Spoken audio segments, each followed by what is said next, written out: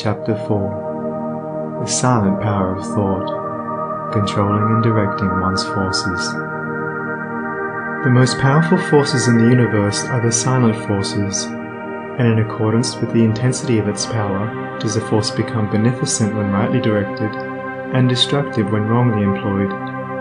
This is a common knowledge in regard to the mechanical forces, such as steam, electricity, etc.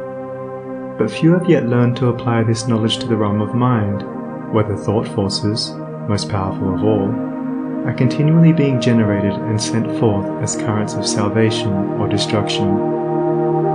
At this stage of his evolution, man has entered into the possession of these forces, and the whole trend of his present advancement is their complete subjugation.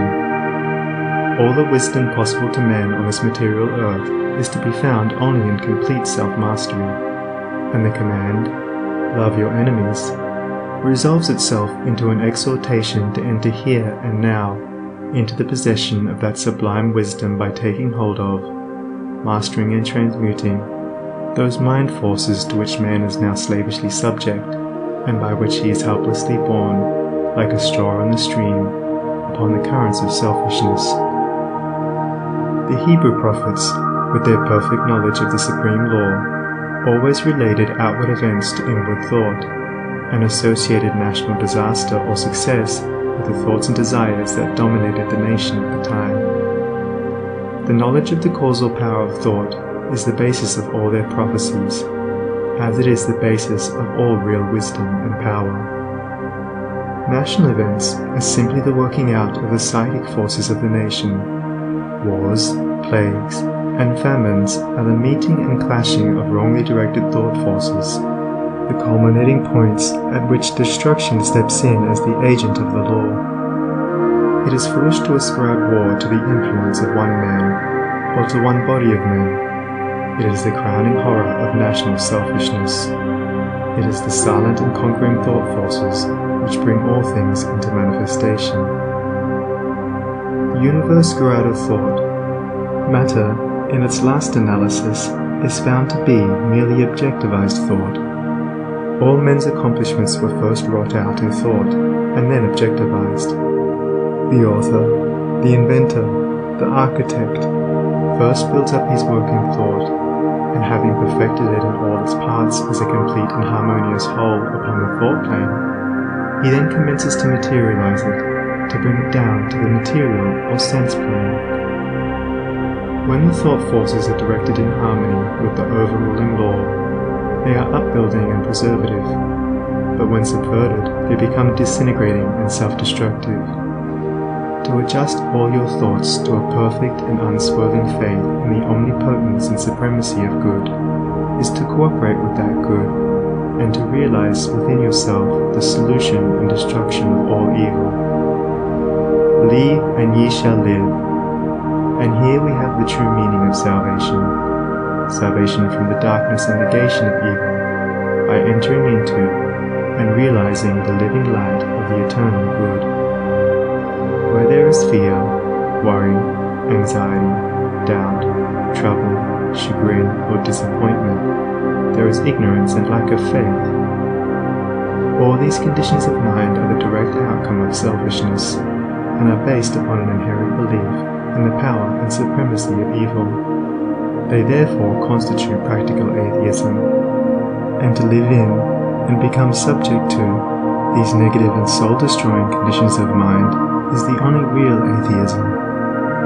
It is salvation from such conditions that the race needs, and let no man boast of salvation whilst he is their helpless and obedient slave. To fear or to worry is as sinful as to curse. For how can one fear or worry if he intrinsically believes in the eternal justice, the omnipotent good, the boundless love? To fear, to worry, to doubt, is to deny, to disbelieve. It is from such states of mind that all weakness and failure proceed, for they represent the annulling and disintegrating of the positive thought forces which would otherwise speed to their object with power and bring about their own beneficent results. To overcome these negative conditions is to enter into a life of power, is to cease to be a slave, and to become a master. and there is only one way by which they can be overcome, and that is by steady and persistent growth in inward knowledge. To mentally deny evil is not sufficient. It must, by daily practice, be risen above and understood. To mentally affirm the good is inadequate. It must, by unswerving endeavor, be entered into and comprehended. The intelligent practice of self-control quickly leads to a knowledge of one's interior thought forces, and, later on, to the acquisition of that power by which they are rightly employed and directed. In the measure that you master self, that you control your mental forces instead of being controlled by them, in just such measure will you master affairs and outward circumstances. Show me a man under whose touch everything crumbles away, and who cannot retain success even when it is placed in his hands, and I will show you a man who dwells continually in those conditions of mind which are the very negation of power. To be forever wallowing in the bogs of doubt, to be drawn continually into the quicksands of fear, or blown ceaselessly about by the winds of anxiety, is to be a slave, and to live the life of a slave, even though success and influence be forever knocking at your door, seeking for admittance. Such a man, being without faith and without self-government, is incapable of the right government of his affairs, and is a slave to circumstances, in reality a slave to himself. Such are taught by affliction, and ultimately pass from weakness to strength by the stress of bitter experience. Faith and purpose constitute the motive power of life. There is nothing that a strong faith and an unflinching purpose will not accomplish. By the daily exercise of silent faith, the thought forces are gathered together, and by the daily strengthening of silent purpose, those forces are directed toward the object of accomplishment.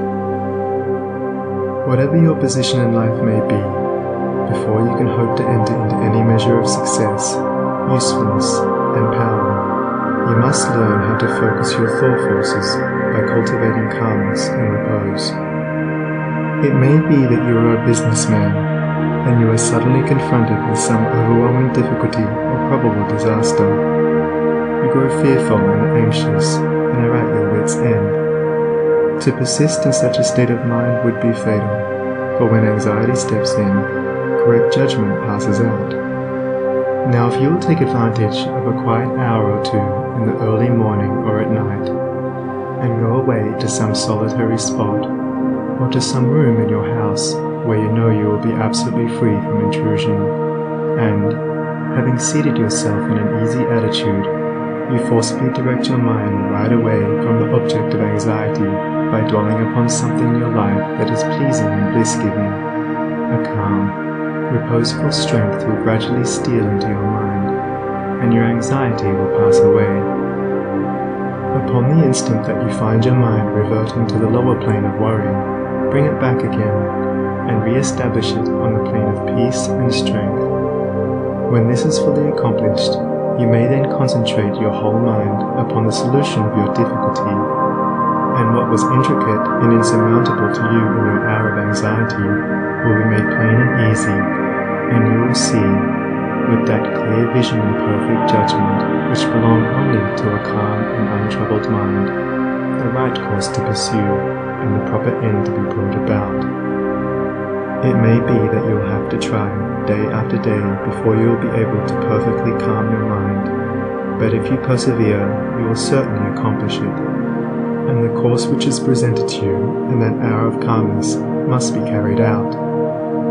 Doubtless, when you are again involved in the business of the day, and worries again creep in and begin to dominate you, you will begin to think that the course is a wrong or foolish one. But do not heed such suggestions. Be guided absolutely and entirely by the vision of calmness, and not by the shadows of anxiety. The hour of calmness is the hour of illumination and correct judgment.